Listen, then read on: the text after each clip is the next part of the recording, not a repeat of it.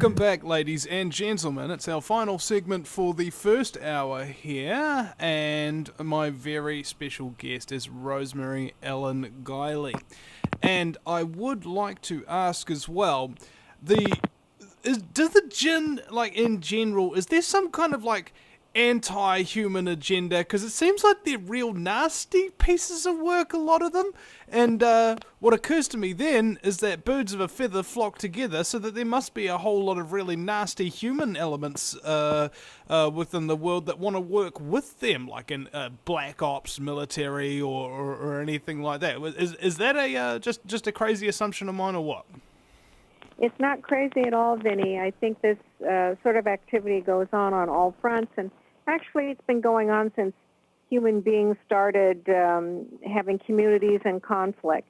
We have always sought supernatural aid for our causes, and we've invoked the help of gods and spirits to vanquish the enemy, to further our cause. And, of course, these are subjective judgments because one person's enemy is another person's friend. But entities have always been petitioned in that way. And it goes on today. We shouldn't be surprised about that at all. So the Djinn are asked to do favors for people, to strike out against enemies. We had reports in the news media about 2.5 years ago from a sorcerer in Iran who said that he had Djinn that he sent out on intelligence operations. I've had interviews with U.S. soldiers who've come back from the Middle East, like Afghanistan, and they'd never heard of the Djinn until they got there and had strange experiences they couldn't explain, and learned that the Djinn were being used against them. Could you elaborate on that? Could you elaborate on those stories from U.S. soldiers gone to the Middle East and witnessed strange experiences? Well, they often see the Djinn, like we do in haunting cases, as black shadowy forms that shape-shift in different ways. They look like silhouettes of human beings. And a very common variation of that is the bedroom visitor, who looks like a man wearing a coat and a hat. But they would be often seen at night. They would hear the lore about them, about how they should never be crossed because you will suffer for it. Some of them have come home with the signs of Djinn attachment. They've had certain kinds of nightmares.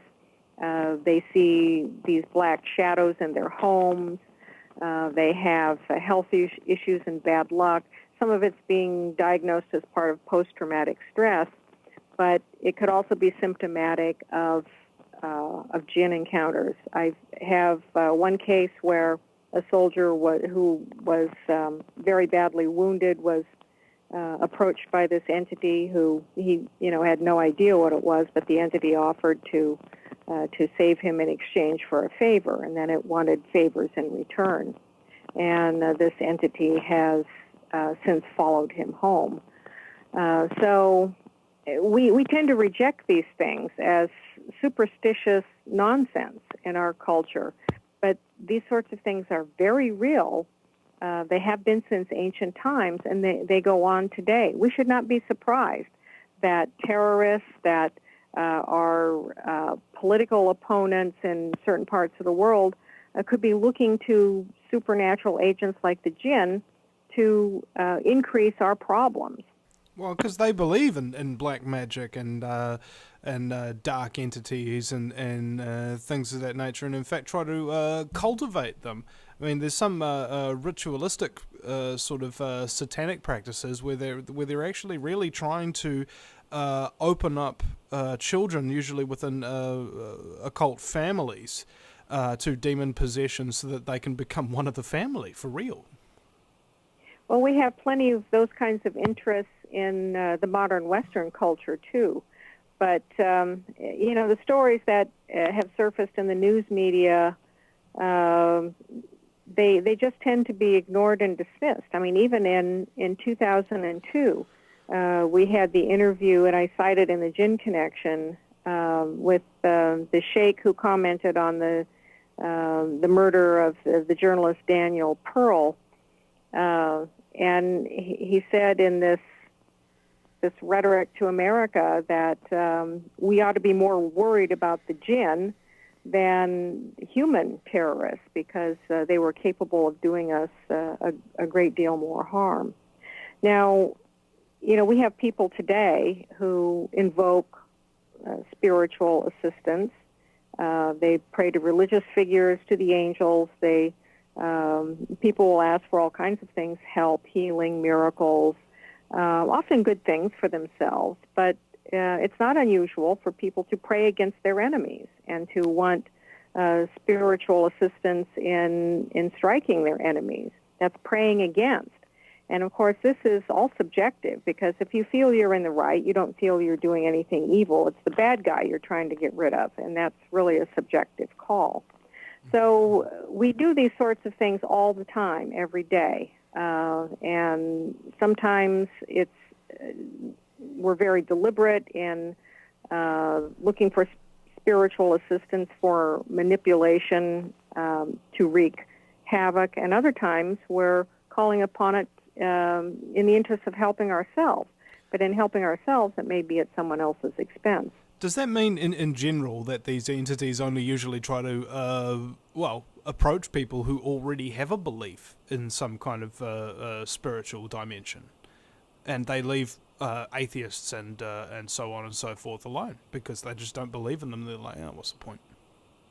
Entities who are opportunists are going to look for the path of least resistance, the easiest targets. And so it stands to reason, and I think this has been the case throughout history, that people who want power, they're greedy, they want to create a lot of havoc, they make easier targets because they can be manipulated for personal and selfish gain. And I've had some of my sources from the Middle East tell me that these sorts of things are business as usual in many parts of the world, summoning entities to further your political ambitions, for example, or your quest to build a huge fortune. And human beings make themselves vulnerable all the time in those ways. So let's say somebody prays to Satan or something of that nature. Would a Djinn just go, you know what, I could pretend to be Satan for a moment just as long as I can manipulate this douchebag? I do believe that those sorts of masquerades happen, and that here again, we often think we're dealing with something else. And if it suits their purpose to be, for example, a Christian demon, and behave in certain ways, then that's what they're going to do. In the Djinn Connection, I talk about some of the work of Michael Hollowell, who's an English paranormal researcher and has had quite a bit of experience with negative cases. And he told me about one case he had where it was a Djinn who was acting like a demon and putting on a great show for the religious exorcisms, and then it would just go and hide somewhere and come back. It wasn't affected at all by that. The problem is that we don't really know where the boundaries of these situations are, what the playing field is, literally what the playing field is. And we can't just automatically assume that all things are going to be negative, and that all entities are going to be negative, and they could all be the Djinn, because then we wind up shutting ourselves off from the good side of the spirit world and the high-level spiritual energy that really powers our spiritual growth and expands our consciousness. So it seems that we really need some education and discernment,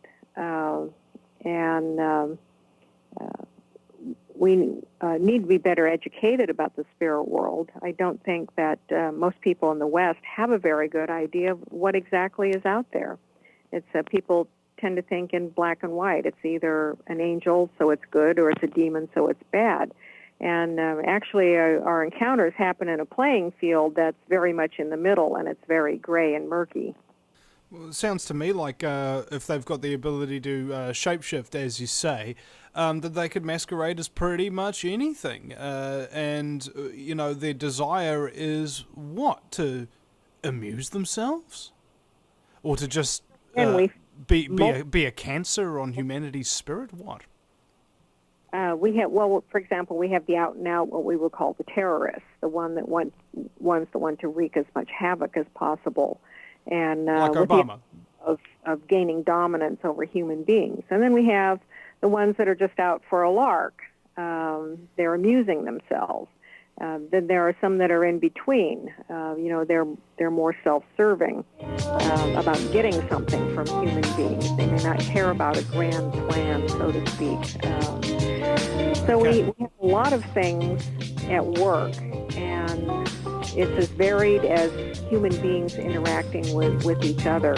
We are a planet of many conflicts, many harmonies, and as we see every day in the news, clashes of purposes, objectives, and desires.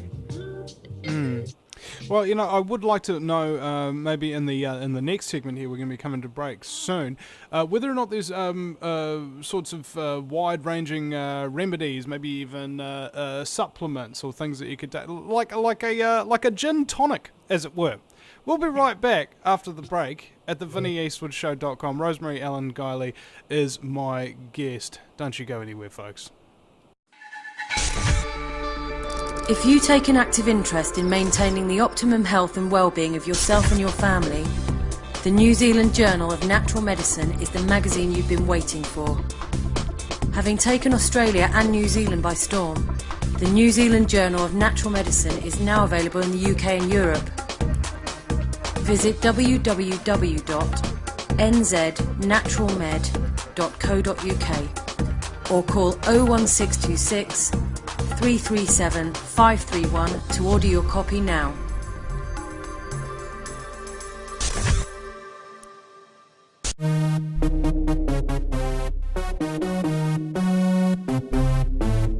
A feather flock together, so that there must be a whole lot of really nasty human elements within the world that want to work with them, like in black ops military or anything like that. Is that a just a crazy assumption of mine, or what? It's not crazy. The help of gods and spirits to vanquish the enemy, to further our cause. And, of course, these are subjective judgments because one person's enemy is another person's friend. Well, Vinnie, I think this sort of activity goes on all fronts. And actually, it's been going on since human beings started having communities in conflict. We have always sought supernatural aid for our causes, and we've invoked that. And I would like to ask as well, does the Djinn, like in general, is there some kind of like anti-human agenda? Because it seems like they're real nasty pieces of work, a lot of them. And what occurs to me then is that birds...